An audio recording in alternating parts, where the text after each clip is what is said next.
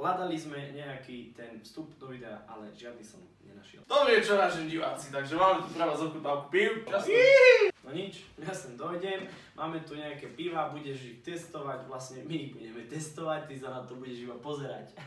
Tentokrát tu máme nejaké tie pivečka, crafty, rafting, všetky pivečka. Jedno veľmi dôležité, najzaujímavejšie pivko. Oliver, Sevas, vítam ťa. Na zdraví. Na zdravíčko. Každopádne najdôležitejšie pivko je to v pohári. Vybrali sme 5 pív z 5 regálov. V jednom Tesku. Povieme si niečo o tých pivkách, základné veci, keď dostaneš náhodou chuť na nejaké fajnové pivečko, budeš vedieť, ktoré si máš kúpiť. A kto iný to môže povedať lepšie ako pivko. Máme tu tzv. Výcuc regálov z Teska. Nemáme tu žiadny ležiak, vôbec nevadí, lebo ležiak máme všade a všetci. Belgický lev. To je asi najpodobnejšie ležiaku, čo tu dneska máme. Bílý, je to belgický ale, belgická klasika. Jež! To ešte takto musí. Viacero spôsobov, ako to pivko môžeme nalievať do pohárov. Pohár si dáme do 145 stupňového uhla, nakloníme si pivečko, môžeme ho kľudne oprieť, lejeme, vyrovnáme pohár, lejeme a pivko dvíhame. A práve teraz by sa zašiel odpeňovač na pivo, videl som zo pár profesionálov, buď to môžete spraviť prstom. Keď máte ešte veľmi veľkú penu, môžete to zatočiť kľudne takto. Technika prstu je veľmi účinná. Môžete ochutnať. V prvom rade si treba všímať farbu. V druhom rade jednoznačne arómu. Výborné. A potom sa môžete napiť.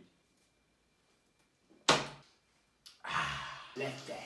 Toto pivo chutí presne ako pivo, len je trošku také viac. Presne ako pivo, len dáva to taký drive. Viete čo, toto je Mike Tyson medzi pivami. Medzi týmito pivami, aby sme boli úplne presní, nerobíme žiadnu recenziu na pivečka. Iba prejavujeme náš názor, ktorý by sa ti mohol páčiť. Feel the hops? Nádherná farba, mne sa veľmi páči. A čo je veľmi dôležité, chutí belgicky. Takto chutí Belgicko. Cítim tam ešte tulipány z Holandska, šupky banánov. Napriek tomu, že sme na vašich obrazovkách, tak možno nie sme úplne v obraze. Snažíme sa vás dostať do obrazu. Hlavne, že nás to baví predsa. Je to pivo, bráško. Ďalej. Guinness. Tmavý, írsky, fajnový stout. Guinnessík to je asi najznámejší, čo tu máme. Najslavnejší írsky stout, ktorý poznáme. Slávny, hlavne svojou technológiou. V plechovke chutí toto pivo ako čapované. Basically. Fajnové pivečko na popíjanie každý večer. Alebo obdeň. Alebo obvečer. Takže rozoberieme si trošku Guinness. Prchne kvasené pivo, ale to je jedno. Je to stout, ale to je jedno. Káva, čokoláda, ale to je jedno. Hej. Máme latte efekt, máme tu penu, máme tu druhú penu a máme tu žiadnu penu. Mne sa veľmi páči tá čierna plechovka, tá je fakt naložená. S tou harfou uprostred, to pivo si vyhráva. OK, poď do toho. Na zdravíčko. Fajnové. Vyzerá to nebezpečne s tou penou. Pripomína mi to írsku kávu. Je to krémové. Totálne milky cream. Má to fajnovú penu, má to málo bubliniek a na to, že to je celkom silné, tak je to dosť ľahké. Na to, že to je také ľahké, je to dosť silné. Býva to silnejšie. Takže koho baví pivo, určite si jedno otvor. To je tiež pravda. Takže pivko, pardon, oko. Aké pivo si vezmeme teraz do rúk? Podľa mňa Plné pivo. Punk IPA, legenda Eep od Brewdogu. Prestížny pivovar. Dlhá tradícia. Dobré piva. Nie sú ťaľto, sú z dovozu. Dobré a drahé piva. Mohol by som si ho otvoriť, ja prosím ťa. Jež! To musíte na punkerský spôsob otvoriť. Nakloníme si jemne pivko, založíme otvárák a jednoduchým pohybom ruky otvoríme. Vysvetlíme si nalievanie piva. Pomaličky nakláňame, lievame a lievame. Lievame tak, aby sme boli presne cca asi tak za polovicou. Hej, IPA je pivný štýl, veľmi zaujímavý štýl, ktorý odštartoval strašne veľký madness v pivárčení. Praví sa, že IPA ako Indian Pale Ale, hej, vznikla pri plavbách do Indie, pričom britskí námorníci potrebovali prepravovať pivo. Púte boli príliš dlhé na to, aby pivo vydržalo tieto podmienky, hej? A tak začali nielenže robiť pivo s väčším podielom alkoholu, ale dokonca začali pridávať o mnoho viacej chmelu a tým pádom chmel ako konzervant pivo zakonzervoval a pivo prežilo, hej? Aj keď to je pičovina, to sa len hovorí, nie je to tak. Ale to je jedno, stojí to za to. Testujeme ďalšie pivko. Vyzerá to jak pivo, zase. Jemne zakalené. Ale zákal je zákal, to je všetko v poriadku. Hej? What do you say? Výšivko, celkom mi to chutí. Čakal by som od neho vácej. Ale poviem ti teraz takú vec, čau. Pena ani vata, i farba moku, ani moča. Píš si flaškové pivo, hej? To je bontón. Si so sebou úplne spokojný, že máš proste kraft. A povíš si, na čo pohár? Na čo? Ja si môžem dať z flašky, hej? Teraz ti poviem, že nemôžeš, lebo ty si dáš flašky, čo sa stane? Nos, tuto, necítiš nič, necítiš chuť, nemáš chmel, nemáš nič, hej? Nemáš nos, nemáš nič. Prvé heslo, hej? Druhé, potrebuješ pohár, prečo? Lebo ja teraz nalejem takto do pohára pivko, vidíš, že mi pení. A pení mi prečo? Lebo to, čo tam nestieš, čo býva niekedy aj CO2, čo nie je úplne v pohode, tak ho chceš odtiaľ dostať. Lebo keď ho tam máš, a ty to vypiješ, také trošku bez peny, neurobí ti to možno vždycky úplne dobre na žalúdok. Aj keď to je pičovina, to sa len hovorí, nie je to tak. Ale to je jedno. To, čo tam nestieš, CO2, ktoré ti môže spraviť trošku nevoľno, nafúkne ťa, zmizne a vytvorí sa vtedy pena. Pena ani vata a tá pena robí to, že ti mierne zakonzervuje to pivko a není v kontakte so vzduchom z okolia. Mazáň, ruské pivko. Ale je to ruské ozaj. Zober si pohárik, lebo ja už nevydržím. Ruské pivečko. Jo. Pšeničné. Vraj tomuto hovoria zlatistý mok. Pravý český knedlík. Také volačo, mne to vôbec nehrá toto. Akože tá farba, paráda, by mohol byť aj ležiak. To by som dal hneď ležať. Našťastie To ležiak nie je. Pena dlho nevydrží, ale to nevadí. Tam padá pena. Kto pije rýchlo pivo, nepotrebuje, aby mu držala pena. To je dosť silno nachvalené. Nie je to také zlé, ako som si myslel, že to bude. Je to fajn, je to piteľné. A má aj dostrel. Je akože strilačka ťažká, ukáž Ťažká to. strilačka.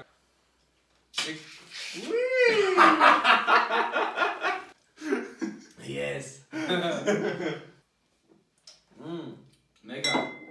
Fajnové. V pivnom svete sa takýmto štýlom koštuje pšenica, víte ako. Zašúchate? Neskorý zber. Môžem sa napiť, prosím ťa? Napí sa.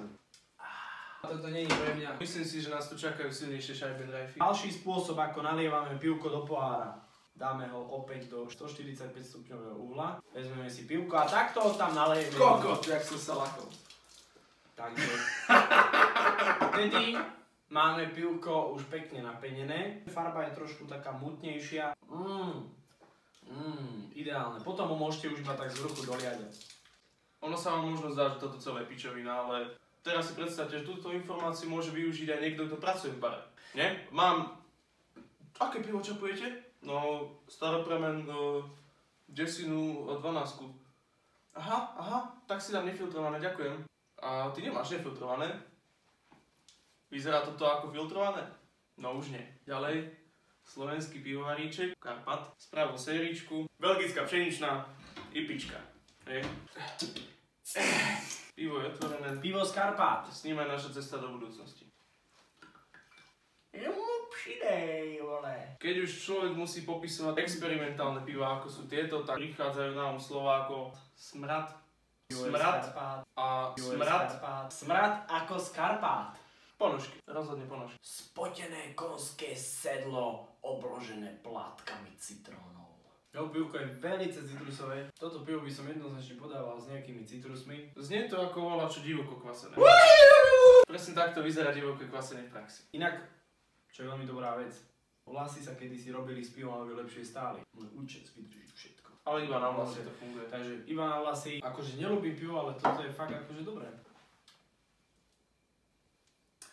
V prvom rade sa treba pozrieť do svetla, hej. A inak ako farbu to má jak muž. Pivečko akože citrusové. Čo by si povedal na to, keby sme podávali s citrónikom? Ja by som povedal, že to by bolo cool. Pridáme si do pivečka citrónik, áno. Ja. Jednoznačne a ten nám kompletne zmení vlastne celú chuť toho piva. Pozor na ten citrón, zvykne vypadávať. No. Tuto nastáva jav, keby sme ho chceli nazvať odborne, volá sa komprimácia. Máme toľkoto piva, pridáme citrón a máme už len toľkoto piva. Čo sa stalo?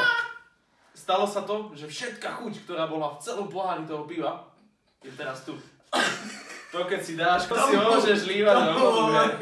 Poradný výluh a takto sa koštuje pivo, keby si chcel vedieť. Ideálne, ak máme nejaký zubkový nožik. Ideálne trošku väčší než tie normálne čepele, čo sa predávajú v obchodoch ako kuchárske nože. To sú marketingové ťahy. Tentokrát ho tam nebudeme šťaviť, alebo by si ho vyšťavil? Ja sa v prvom rade napijem predtým, ako sa citrón dotkne tohto piva, lebo mám ho rád. Ja mám rád citrón. Jednoznačne, pre milovníkov citrusových chutí tu máme karpatskú IPu, alebo IPu z Karpát. Volaj si to, jak chceš. Dáme si rekapituláciu. Základné rozdelenie týchto pív. Tu máme černocha medzi 4 belochmi. Káva, čokoláda, silné. Pšenica, citrusy, ovocko, slabé telo, rýchlo je z huby, silno piteľné. Toto je niečo medzi, také celkom obyčajné, nemá tam nič extra. Klasika medzi IPami, Brewdog stojí 4,50, takže jak tiež. A toto je vážna chuťovka pre ľudí, čo majú radi ovocie, kyslé chuťa a také ľahké piteľné telo. Pán Piranci! Fajnová je tá čierna plechovka. Ja si skúsim pekne vyváť. Yeah. Na zdravie. Alebo Guinnessov rekord Je vlastne táto nahrávka.